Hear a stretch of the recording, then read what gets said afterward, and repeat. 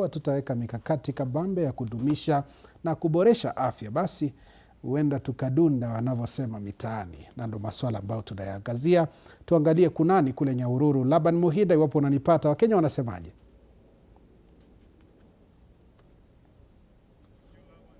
Laban Muhinda, iwapo unanipata, hali iko vipi Nyahururu?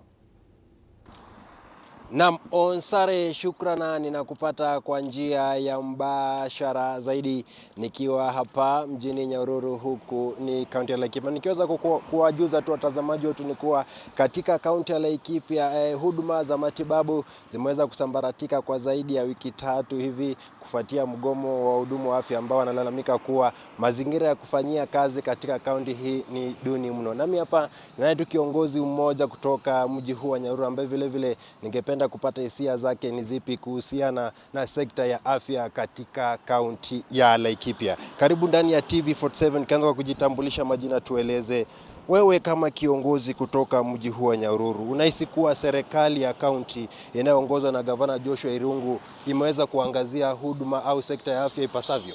Asante sana.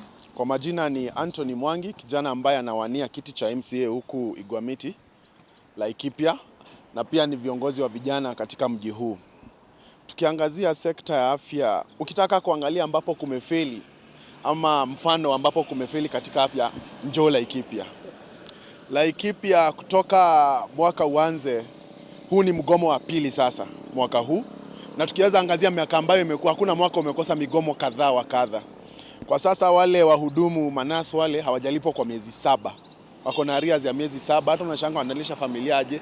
Mlango ule umefungwa. Sasa leo tukiongea hivi, leo itakuwa siku ya 28 kuwa katika mgomo wa sahi ambao wametoka mgomo mwingine. Pia wahudumu wa lab hawako pale. Pale ukienda saa hizi ambapo kunafanya kazi pekee ni casualty emergency. Ukiingia pale kuhudumiwa first aid pekee. Ukimaliza pale tunashuka pale Benedict na ambayo ni ya Catholic yenye tunaenda kufanywa. Kwa hivyo Nyahururu kutoka kitambo tumekuwa tukijulikana, hospitali yetu imeishi kuwa sabamba. Kutoka serikali ya kaunti ije, mambo ambayo tumeona ni mambo hatujashuhudia mbeleni tena.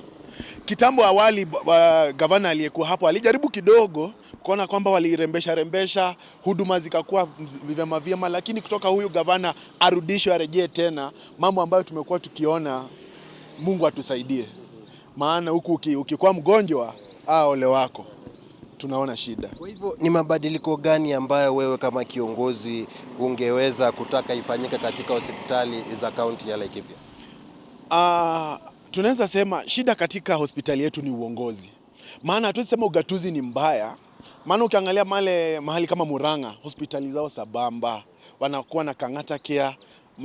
Ni nadra sana usikie wamekuwa na mgomo kule kwao. Huku kwetu shida imekuja baada ya gavana amekuwa hapa kwa muda saa hizi.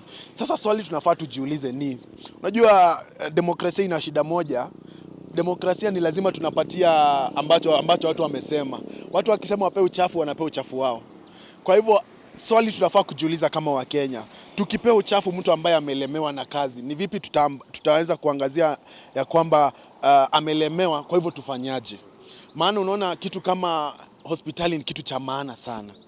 Hii ni kitu nafaa kuangazia. Juzi kuna mwanamke ambaye mtoto wake amekufa, maana hakuweza kujifungua vilivyo kwa sababu hakukuwa na ile services pale karibu na yeye. Kwa hivyo vitu kama hizi tunafaa tunaangazia, tunaona tukipata na governor ambaye ni incompetent, kunafaa kuwa tunatengeneza, turudi sasa chini, tuketi chini kama ambao wanaangalia constitution, kuwe na clause ya kuangalia kila mwaka kaunti ambayo imelemewa na huduma fulani ambazo zilikuwa zimewekwa katika ugatuzi, ngazi ya juu ama national government wanaweza kuja waweze kuchukua ile kazi mikononi.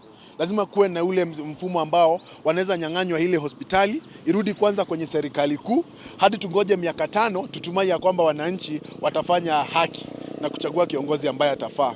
Ya pili, bodi ambayo inachaguliwa pale hospitali, shida kubwa. Waache kuleta bodi watu ambao ni wa nje. Tafuta watu wa huku ambao wanajua shida za huku.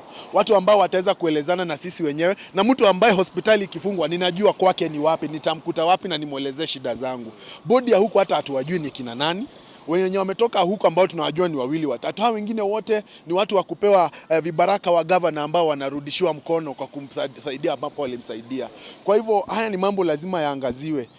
Tukilemewa kabisa, heri serikali ambazo za kaunti zinapewa majukumu ambayo hayatakidhi hayataguza maisha yetu. Wacha wapewe maneno kama security, wapewe masomo kidogo ya ECD. Najua hata wakiharibu hapo kaunti tutatengeneza huku, lakini kitu kama hospitali, kwa maoni yangu, wanafaa kuwe na mfumo wa kwamba serikali inashughulikia 70% na kaunti 30% hadi ambapo tutafika tutakapoweza. Asante. Na Onsare, kama vile ambavyo umesikia, hayo ni maoni ya kiongozi mmoja kutoka mji wa Nyahururu akisema kuwa kwa kiwango fulani serikali za kaunti zinapaswa kuhakikisha kuwa zimeweza kuregesha huduma fulani katika serikali kuu ili mwananchi wa kawaida aweze kunufaika na huduma za afya. Kutoka kwangu mie Laban Muhinda nikiwa hapa mjini Nyahururu, huku ni kaunti ya Laikipia.